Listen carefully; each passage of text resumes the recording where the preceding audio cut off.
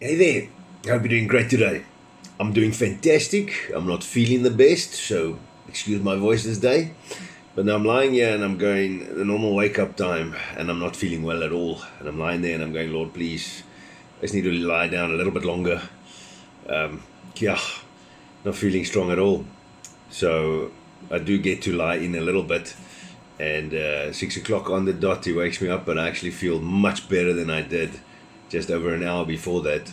Get up, do my thing, and I'm standing there. I'm like, okay, God, there's clearly you physically doing something over here with me now to try and share about that, and it's actually phenomenal how that goes. The Bible writes about these things as well, and it's interesting to actually go look at them.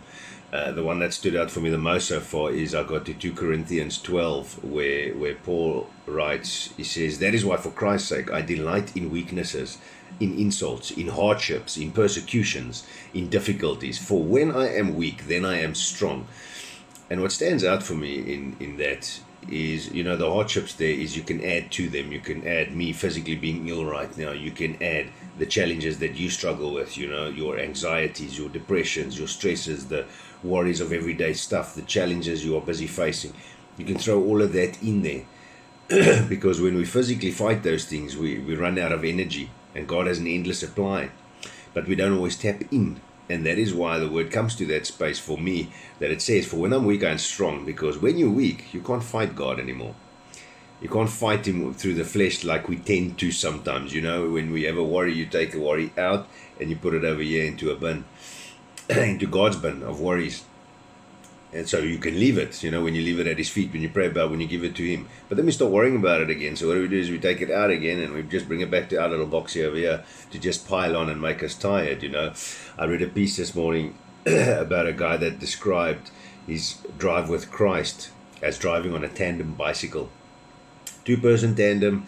And in the beginning, when he met God, Jesus was sitting on the back when he gave his life to the Lord. And eventually God said, well, let me put in front and then you sit in the back.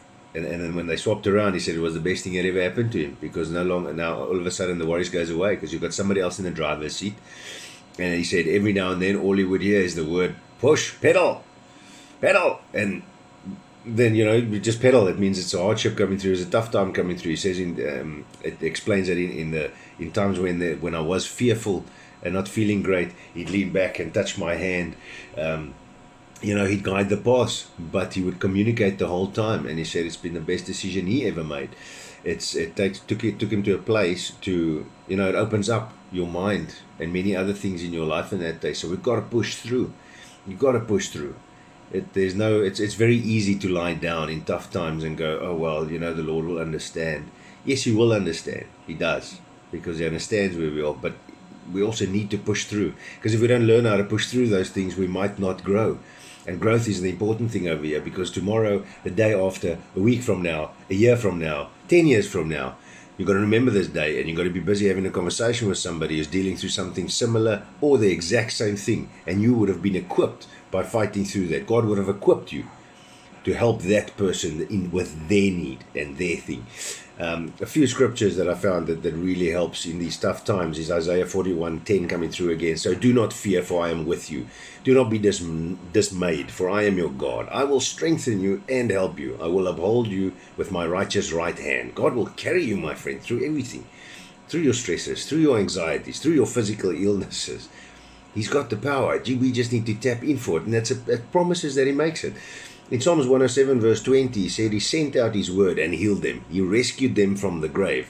And this, I had a nice one when I remember when I read this one in Isaiah 55:11, where the Lord said, I'll send my word out and it will not return to me void. It will send out what it is meant to accomplish. It's Isaiah 55 says that. So to have that and said the Lord sent out his word and healed them, being physically ill, like I'm not feeling well today, is not the only thing that this refers to. Healing counts for all aspects. If you are struggling with mental challenges in terms of the stresses, the anxieties, the depressions, all these things that you're struggling with, God can heal it, my friend. I don't understand how and I don't know how, but we just need to know that he can.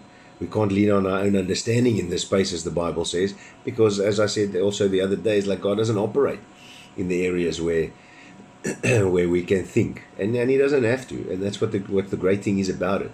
But there's all these promises that are being made, and I really hope that it encourages you. Take a look, go squares. In fact, that whole Isaiah 55 is such a phenomenal chapter to go read. If you can, make the time, go have a look at it.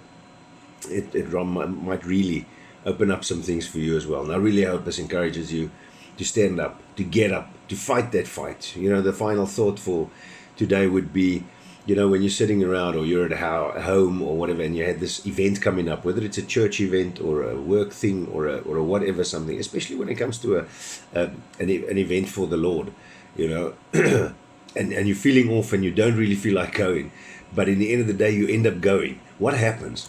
It's literally the best thing, the best decision you've ever made is to go, because you got fed so greatly in the Spirit. It was a word that was just meant specifically for you. That's what tends to happen, you know. And that is a fantastic example I'd like to use, is when you don't feel it, when you don't like it, just get up and go. God didn't ask us to feel it. He asked us to get up and go. Coming back to yesterday, don't think, just do. But keep going through the tough times, my friend.